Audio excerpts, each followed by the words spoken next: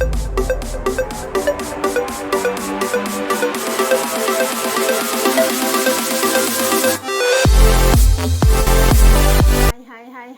Assalamualaikum semua.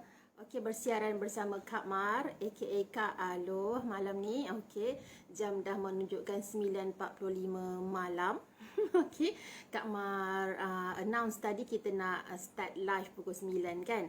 Tapi atas sebab-sebab teknikal kita terpaksa lewat sikit live malam ni. Okey, bismillahirrahmanirrahim. 3 campur 4 perkara penting dalam bisnes.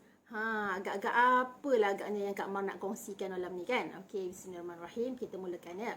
So kalau ada kawan-kawan yang berniaga, okey, yang baru nak mula berniaga ataupun yang dah berniaga tapi dia stuck, okey, ataupun dia tertanya-tanya apa selepas ni. Okey, dia dah berniaga tapi apa selepas tu? Kan?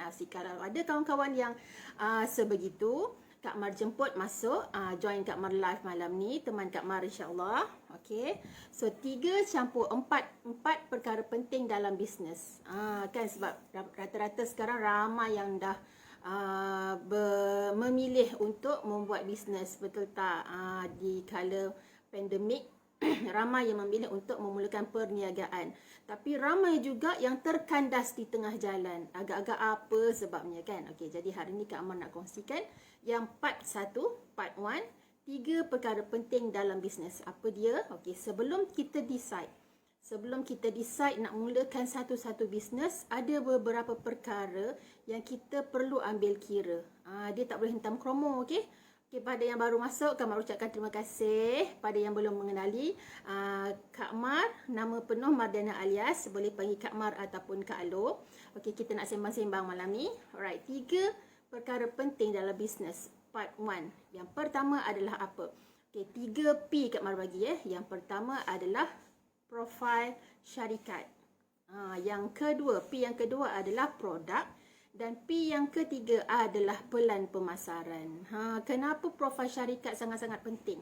Okay, kita sebelum nak decide nak buat satu-satu bisnes, kita kena buat study sikit, kena buat research sikit. Okay, untuk profil syarikat yang kita nak bekerjasama, perlulah mempunyai profil syarikat yang sangat bagus. Okay, maksudnya sama ada dari segi bila dia beroperasi, bila dia ditubuhkan.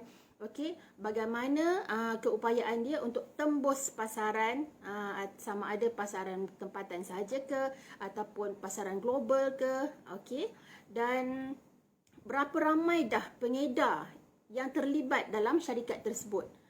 10 orang, 1000, 10,000, 10 juta, ini adalah antara indikator yang kita kena tengok dalam satu-satu syarikat sebelum kita pilih syarikat tu. Sama macam kita nak bercinta contohnya kan. Contohlah Ali nak bercinta dengan, contohlah yang baru-baru ni Nilofa dengan Piyuris contohnya. Kan, takkan Nilofa tiba-tiba terus nak say yes terus dekat Piyuris. Mesti dia dah buat beberapa filter, mesti dia dah buat beberapa tapisan. Betul tak? Untuk Nilofa memilih Piyuris sebagai pasangan hidup dia. Sama juga dengan kita. Nak pilih bisnes, kita kena tengok dengan syarikat, dengan siapa untuk kita bekerjasama. Okey, dah ramai ke pengedar yang terlibat dengan syarikat ni? Dan antara ramai-ramai pengedar tu, ada tak di antara pengedar-pengedar tu yang dah jadi jutawan? So kalau syarikat tu dah melahirkan ramai jutawan di antara pengedar-pengedar dia, jadi anda adalah salah seorang bakal jutawan di syarikat tersebut, insya-Allah. Okey. So, dan kita kena tengok juga prestasi jualan syarikat tersebut. Hai Faiza. Hai Saiful Apple. Hai Rosmawati. Okey, terima kasih teman Kak Mar malam ni. Okey, bagaimana prestasi jualan syarikat tu? Adakah naik, lepas tu turun, lepas tu naik, lepas tu turun dan tak naik-naik? Atau adakah dia naik sahaja? Apa pun jadi, sales dia terus naik. Syarikat yang macam mana untuk kita melaburkan duit kita dekat dalam tu? So kena memilih sikit bila kita nak buat bisnes ni. Okay? So nombor 1, profil syarikat. Nombor 2 adalah produk. Kan berniaga kena ada produk. Nabi Muhammad SAW pun berniaga ada produknya. Betul tak? Jadi kita kalau nak berniaga pun kena tengok produk. Okey, dan produk yang macam mana? Adakah produk yang customer akan beli sekali je ataupun produk yang dia boleh beli habis je beli. Maksudnya produknya adalah mesti produk yang very high demand. Okey, kita tak nak produk yang orang beli sekali, tahun 2021 beli dengan kita, nanti 2025 pula baru beli sekali lagi dengan kita. Tak boleh macam tu. Okey, kita nak berniaga, mesti kita nak berniaga dengan seronok, dengan bahagia. Kita nak bantu ramai orang. Jadi biarlah produk yang kita jualkan, yang kita berniaga ni, yang kita jual ni, produk yang very high demand. Contohlah, orang gosok gigi tak hari-hari. Kan? Orang gosok gigi. Betul tak? Kan? Orang ada tak orang yang ada masalah sembelit contohnya? Kan sembelit ni orang kena membuang air setiap hari, betul tak? Tapi kalau dia ada masalah sembelit, boleh tak kita bantu dia dengan menawarkan produk yang kita ada? Jadi dia minum tak produk tu hari-hari untuk elakkan masalah sembelit dia? Mesti dia minum.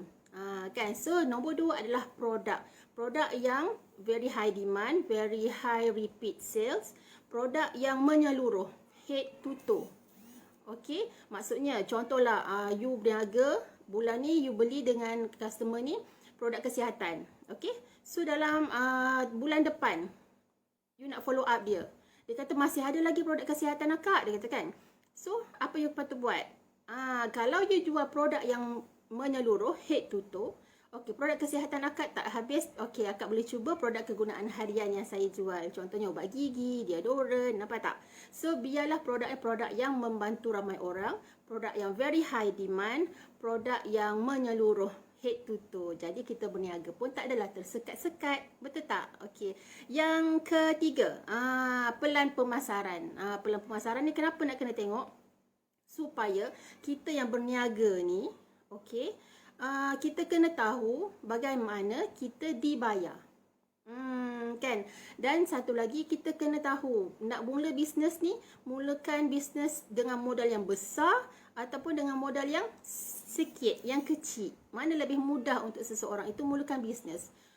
Bermula dengan RM10,000 ataupun bermula dengan RM90. Mana yang lebih mudah untuk kita mulakan bisnes? Dan kita nak pilih bisnes, pilihlah bisnes yang tidak terlalu besar modalnya.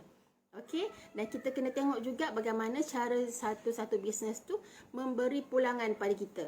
Adakah cara pembayaran commission ataupun bonusnya complicated ataupun simple, kan? Dan apa lagi benefits lain yang syarikat tawarkan pada kita. Contohnya pergi melancong ke, contohnya kan, ataupun dia ada bagi kita reward tabung kereta, tabung umrah contoh, kan. Dan yang paling penting kita kena tengok macam mana cara kita dibayar lah komisen kita, sebab kita berniaga untuk dapat untung. Salah satu contoh, salah satu sebabnya, kan, kita berniaga mesti kena ada untung, kan. Daripada untung tu kita boleh buat apa? Macam-macam yang boleh kita langsaikan. Kita boleh lunaskan hutang, betul tak? Kita boleh bersedekah, kita boleh gembirakan hati mak ayah, kita boleh bantu adik-beradik. Jadi kalau bisnes yang tidak buat untung, maksudnya macam mana? Kan, tak dapatlah kita bersedekah, maksudnya tak dapatlah kita nak bantu lebih ramai orang. Kan, so 3 perkara penting dalam bisnes. Sebelum kita masuk bisnes tadi, apa dia? Profil syarikat, produk, dan yang ketiga adalah pelan pemasaran.